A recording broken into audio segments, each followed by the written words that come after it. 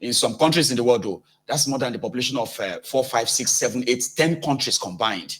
There are countries with 500,000 people, by the way. Do you understand? And we have countries with the population of 200,000 as well. Anyway, more children are now out of school. The terrorists, they now have enough recruitment base. Children are being recruited into different arms of terrorism in Nigeria. Man, it is a never-ending cycle. No thanks to BUHARI.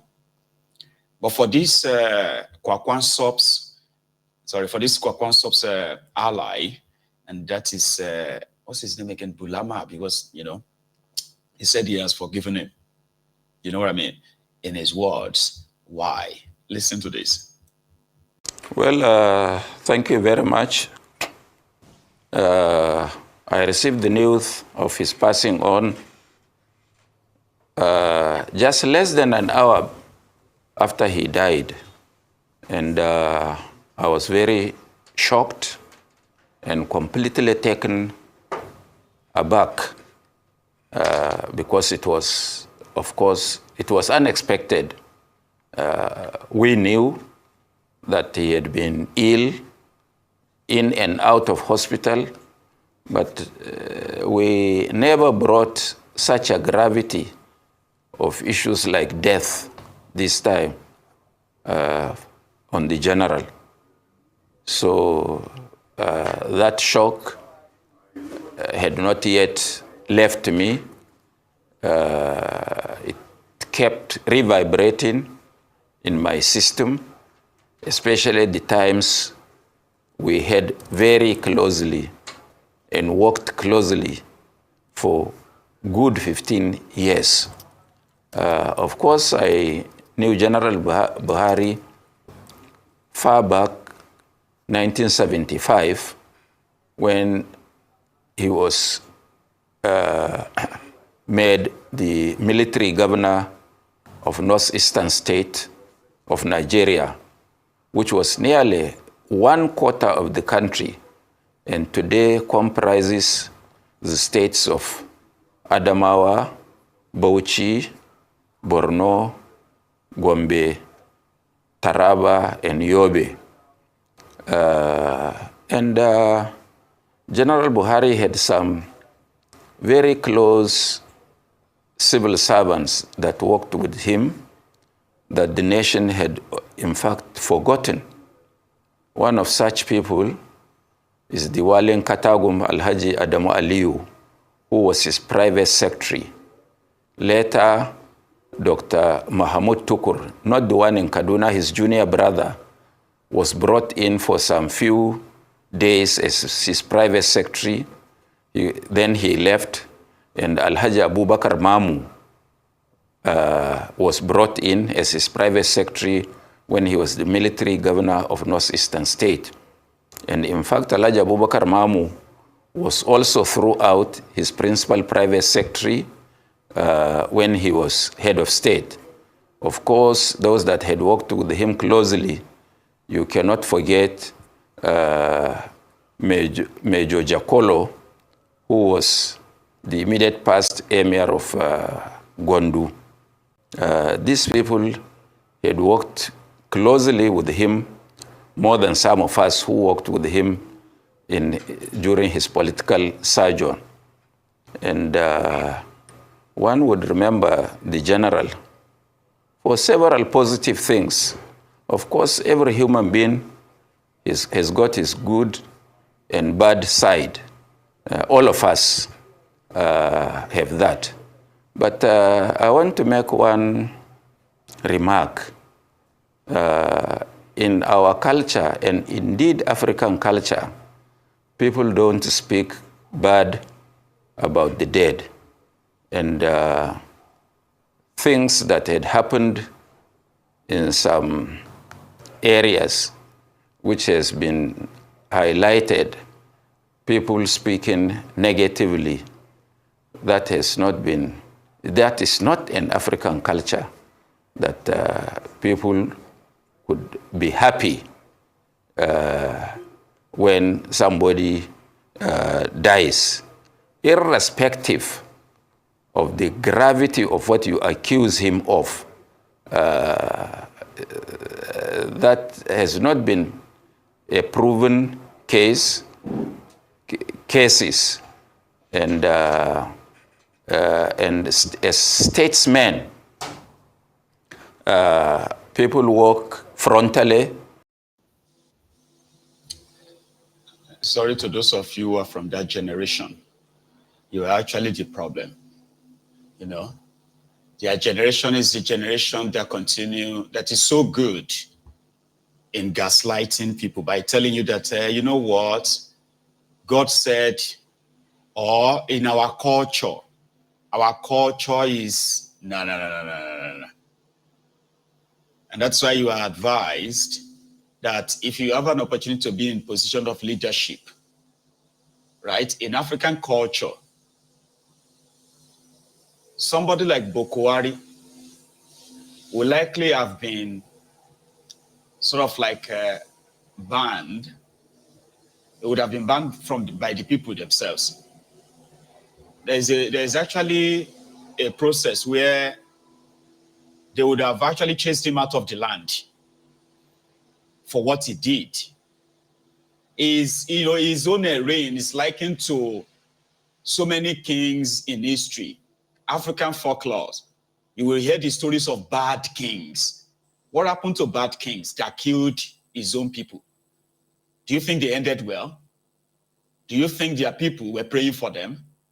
No, that is un-African. African justice system, right, means even you as a leader, you are not exempted from probity and accountability. If you are found wanting in Yoruba land in the olden days, when you have a terrible king whose reign has brought untoward destruction towards his own, to his people, they will ask him to go and kill himself. And they will go and dump the body in the evil forest to appeal to the gods and say, we are so sorry. We are so sorry for having this person as our leader. That is rubbish that this generation of older people, they will come back to gaslight you.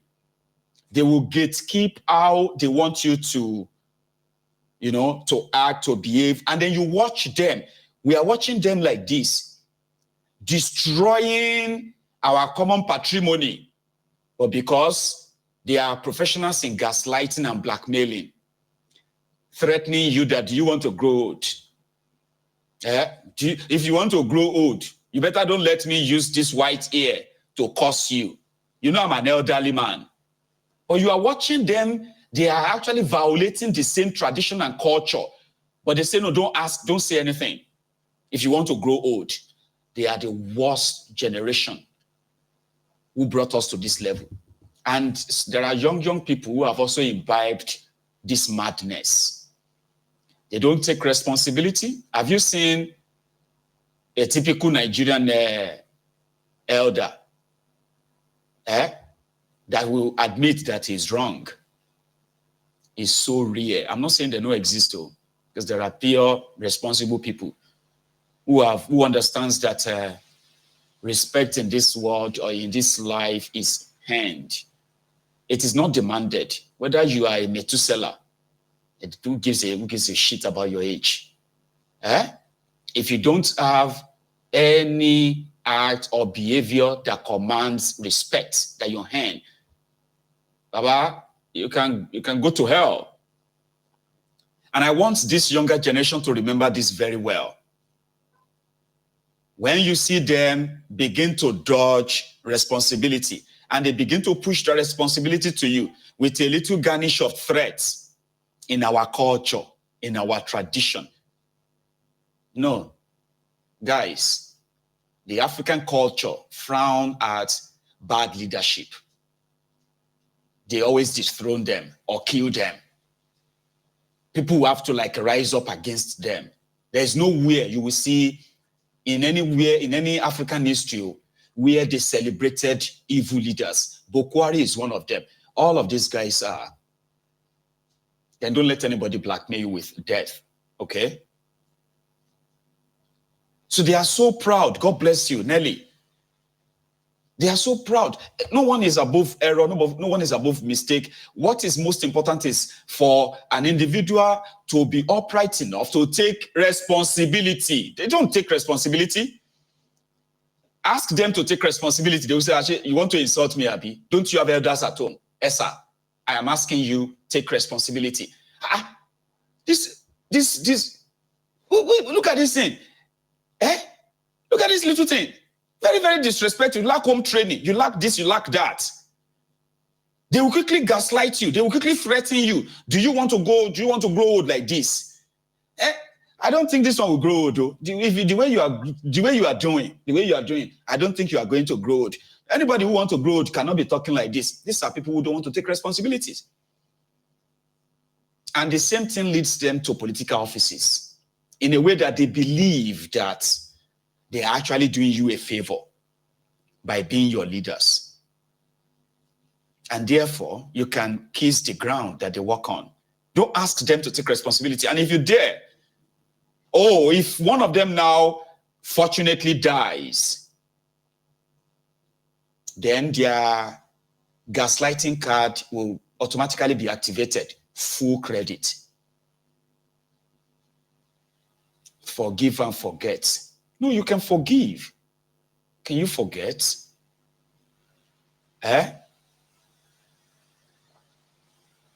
So it is the abuse of privilege. Responsible elders and leaders, they know that leadership is, some will tell you that leadership is a burden. Because your actions, your inactions, where you are supposed to take action, when you don't take action, it is going to affect people. And I'm talking about lives. That's responsibility. But where you are supposed to act and you act on time, you may be saving lives. In fact, you will be saving lives. But they don't see it that way. We hold them, they don't hold us. You know? Let us share it. And guess what? This also kind of like relates to everyone's bias or biases. The Ronukus right now, they are now saying that Tifnumbu loves the northern Nigeria so much that he is now organizing the greatest, the best barrier, national. BUHARI is your former head of state.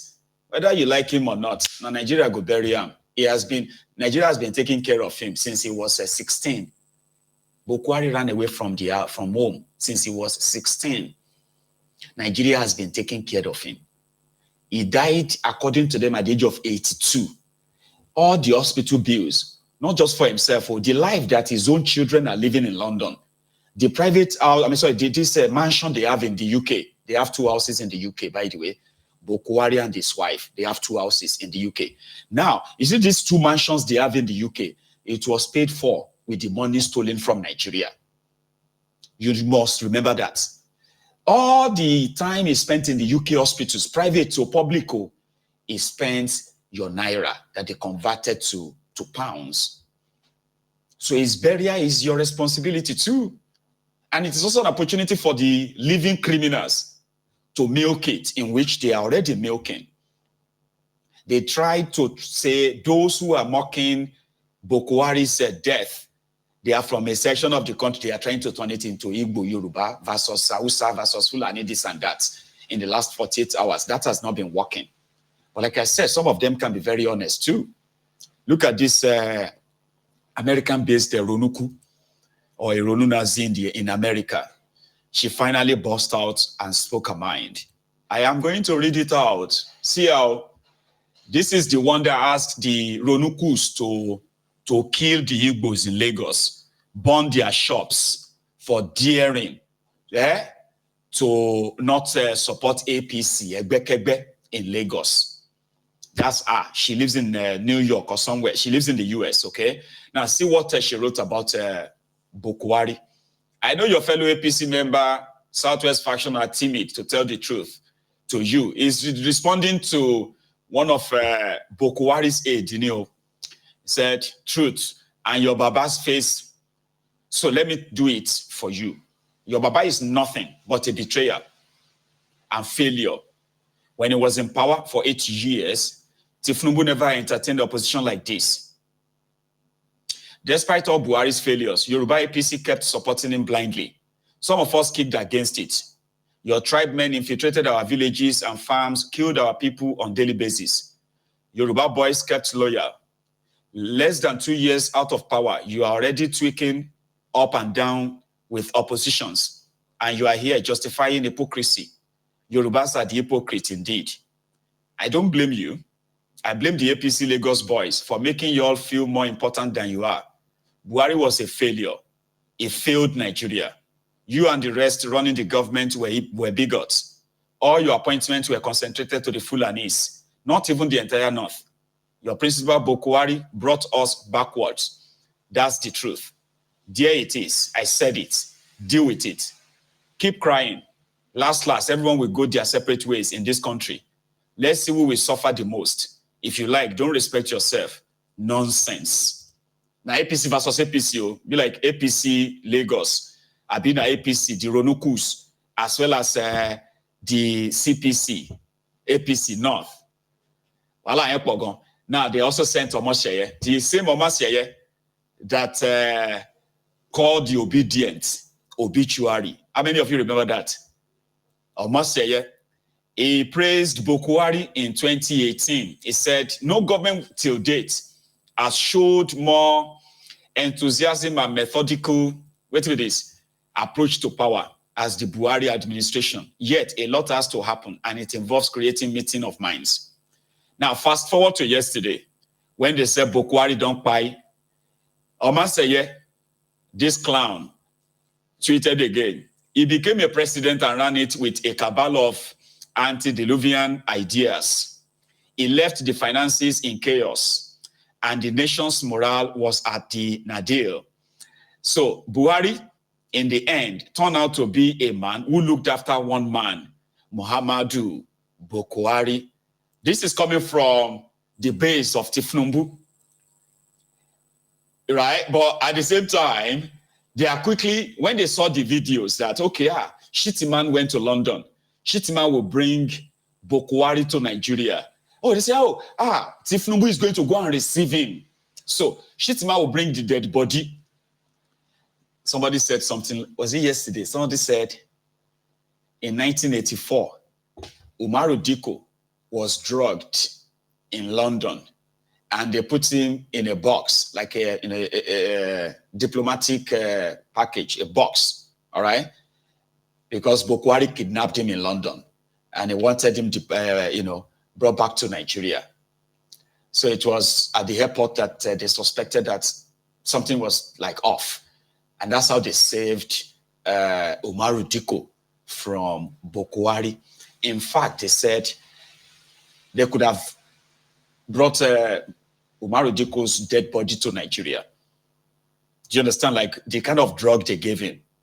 Umaru, and then the box, the compartment they compacted him inside, right? They said Umaru Diko would have arrived in Nigeria dead. But they saved him. But guess what? See who is arriving in Nigeria today? Dead. Bokuwari. So Bokuwari will arrive in Nigeria today dead. In a box. In a small box like that. So Tifnumbu and his gang are now in Katsina to receive him. Right? I don't know if he has arrived now. I'll check my phone. They should have by now. Yeah, they should have. And if they haven't, it will be any moment from now. Okay? So at that, so we had a rat. Remi Werepe, you had Akpabiole, and a lot of them are currently on their way to Daura, and the number is enough to make it look like, oh my God, is he powerful, whatever, right? Even the Prime Minister, they said, the Prime Minister of Niger Republic also arrived this afternoon. But guess what? Let's take a look at this long watch, a collection of all of them, and, on their way to Daura and in Daura until later, right? Watch this. The body of Tifnumbu has left, like I said, it's left London this morning with Shittiman, Bajabia Mole, and Aisha, Ashishe BUHARI, and their children who are in London, everyone is probably like they've touched down Nigeria now as you are watching this video. But before then, right, all of this happened.